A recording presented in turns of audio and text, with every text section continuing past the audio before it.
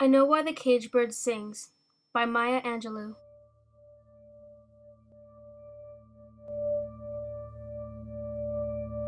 A free bird leaps on the back of the wind and floats downstream till the current ends,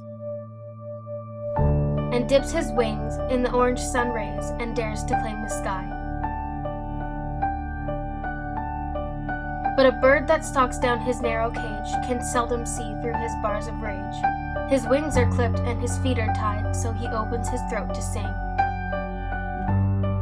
The caged bird sings with a fearful trill of things unknown but longed for still, and his tune is heard on the distant hill, for the caged bird sings of freedom. The free bird thinks of another breeze, and the trade winds soft through the sighing trees, and the fat worm waiting on a dawn-bright lawn, and he names the sky his own. But a caged bird stands on the grave of dreams, his shadow shouts on a nightmare scream. His wings are clipped and his feet are tied, so he opens his throat to sing. The caged bird sings with a fearful trill of things unknown but longed for still.